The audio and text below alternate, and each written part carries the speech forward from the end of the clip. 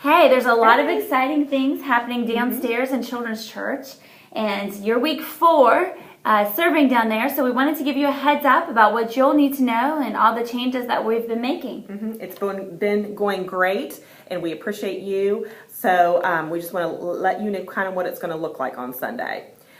Children's Church is going to start at 10:30. The Sunday school teachers will be bringing them down with their sign-in, sign-out sheet from Sunday school. One of you teachers can be there accepting sign-in, sign-out, or the sign-in at the table at the entry of the fellowship hall, and with those sign-in sheets. Then as new people come for church service, you can just add them to the list. From 10:30 to 10:45, one of you teachers also can be over in front of the kitchen offering them snack from 10:30 to 10:45. And as they finish snack, then they can just go on to stations. And we have the Wii and craft table and Legos and several other things for them to do. And then that kind of takes us up to about 11 o'clock. At 11 o'clock, Amanda and our praise team will start praise and worship. And then that goes straight into our video-led lesson. And that took us to about 11:30. At 11:30, the kids will be dismissed to class, small group time, and then that's when you will take your lessons that have been emailed to you. You'll do the activities with the kids. And that took us to about noon last week. So then at noon, you take the kids back out to the main fellowship hall, and they can enjoy the station time until church service is over. And then one of you teachers, a couple of you, can be at the sign-out table and sign out children as their parents come. And this curriculum was emailed to you, and so you should have a copy of that. But even if you don't, in every room we're going to have this blue book where we're going to have a printout version. So if you'll look at this book, you'll see that there's different colors, colored of papers, and you're week 4, and so you are going to be purple. And each month we're going to try to color code everything so it's easy for you to find what you need. And so each week you're going to have 2 to 4 small group activities that are going to emphasize what we're already learning in the video story. This whole curriculum it's about the fruit of the Spirit, and it's all Berry Blast theme park. And talking about the fruit of the Spirit this week is patience. I will wait without complaint. I think I need that lesson, and maybe you do too. So I think it's going to be great for the kids. And we're going to go over quickly these activities so you have an idea of what you're doing when you're looking at what you've got emailed to you. First of all, you'll notice there's a description, then there's a materials needed. Some weeks you will have things that you need to bring from home. For instance, we've had to have volunteers bring like cups, a small ball or rock, just little things.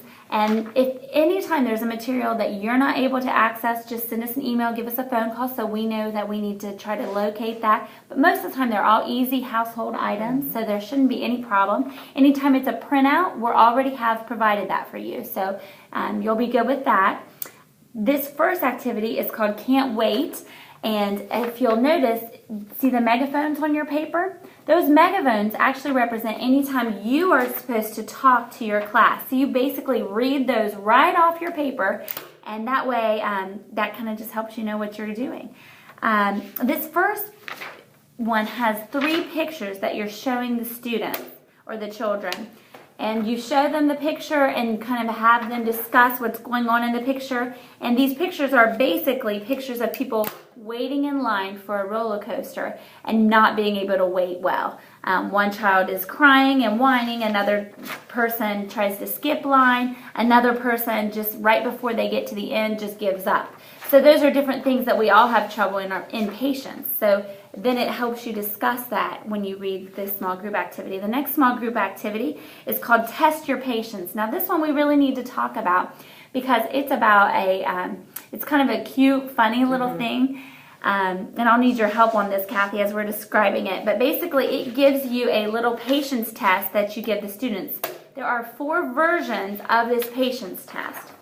So that one child sitting next to another child, their papers are different. So there's 4 versions of the test, so they can't copy what their neighbor's doing. Exactly. So they can't just do whatever everybody else is doing. They actually have to read theirs. But basically, if you read this and you have a printout of this in your email, But basically, the first thing says, read this entire paper, yell nacho cheese 10 times, do an imitation of your favorite animated character, and you go all the way through. Well, the patience aspect is the first thing they were supposed to do is read the entire paper. But when I read it and when I was doing it, I went and you immediately want to start doing what each line, hop 10 times, so you find yourself wanting to just complete it as you're reading it. Correct. But it's kind of a trick, because at the end it says, if you read this whole paper without doing all those things, you're actually kind of the winner. Winner, you're doing what you're supposed to be doing. And there's 4 versions, but you will need one for each of your students. So you'll need to make copies before your lesson. And the time to really do that, just so you know,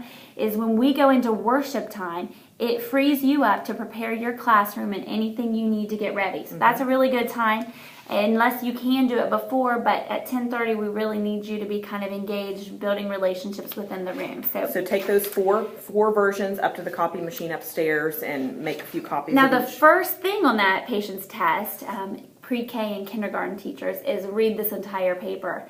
And if you're going to have students who cannot read this paper, so that one's going to be really hard. It might even be hard for the first and second grade teachers. So if I were you, if you feel that that's a concern, in pre-K and kindergarten we know it's going to be a concern, I would skip that activity. And if you run out of time, because you'll then be down to 2 small group activities, and they're both kind of an easy one, so if you run out of time and it's before 12, when you're supposed to be back in the room, I recommend getting paper out and just having them draw a picture of sometime they've had to wait, or a time when maybe one of their friends have had to wait, like a doctor's office, such as that. So the last activity is called Wait Date, and you're just basically reading an inpatient story and having them say something when you list a time that those people are waiting. They have to say, I will wait without complaint, which is our main point for the day. All of this is also following David's life. So that's the Bible stories that are happening in addition to learning the point, which is about faithfulness, and that's the fruit of the Spirit we're focused on. So any other thoughts, Kathy? You will also see at the sign-out table, your week is purple. So there will be a purple sheet at the sign-out table. That's kind of a homework sheet, a family devotional. If the kids complete that with their family, they bring the bottom of it, sign it, bring it back the next week, and we will have prizes, and we'll draw for a big prize once a month. So when you're signing kids in, they may be bringing their sheet from the previous week, and we'll have a little box at the sign-in table for that. So thank you all very much, and if you have any questions, let us know. All right, bye.